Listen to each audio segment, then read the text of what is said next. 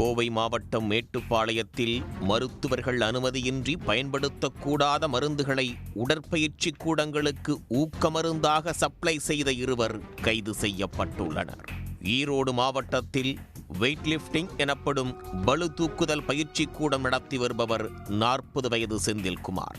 இவரிடம் பயிற்சியாளராக பணியாற்றி வருபவர் 36 வயது சங்கர்.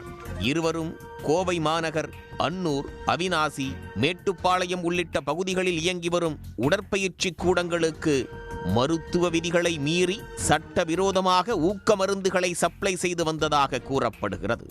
இந்நிலையில் மேட்டுப்பாளையம் காவல்துறையினருக்கு கிடைத்த ரகசிய தகவலின் அடிப்படையில் நேற்று மேட்டுப்பாளையம் அன்னூர் சாலையில் காவல் ஆய்வாளர் தலைமையிலான போலீசார் வாகன சோதனையில் ஈடுபட்டிருந்தனர்.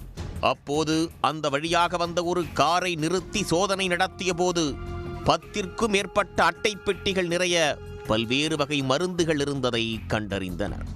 பிடிபட்ட மருந்துகள் குறித்து சுகாதாரத்துறையைச் சேர்ந்த மருத்துவர்களிடம் போலீசார் விசாரித்த போது அந்த மருந்துகள் நோயாளிகளுக்கு அறுவை சிகிச்சையின் போது வலி தெரியாமலும் கடும் இரத்த இழப்பு ஏற்படும் போது அவசர காலத்திற்கு இருக்கும் குறைந்த இரத்தத்தை வேகமாக ஓடும் வகையிலும் பயன்படுத்தப்படும் மருந்துகள் என்றும் இவை மருத்துவர்களின் அனுமதியின்றி விற்பதோ பயன்படுத்துவதோ கூடாது என்பதும் தெரிய வந்தது.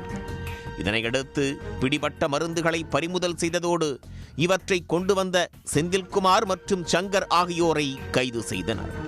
மேலும் அவர்களிடமிருந்த 28,000 ரூபாய் ரொக்கம் மற்றும் 3 செல்போன்கள், சட்டவிரோதமாக மருந்துகளை கடத்தி வர பயன்படுத்திய கார் உள்ளிட்டவற்றையும் பறிமுதல் செய்தனர்.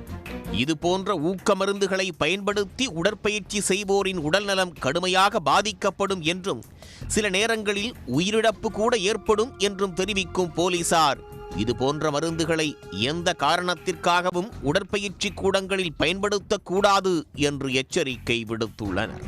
கைது செய்யப்பட்ட இருவர் மீதும் இந்திய மருத்துவ கவுன்சில் சட்டப்படி தடை செய்யப்பட்ட மருந்து விற்பனை சட்டத்தின் கீழ் வழக்கு பதிவு செய்து நீதிமன்றத்தில் ஆஜர்படுத்தி கோவை மத்திய சிறையில் அடைத்தனர். உடனுக்குடன் செய்திகளை தெரிந்து கொள்ள சன் நியூஸ் பெல் ஐகானை கிளிக் பண்ணுங்க.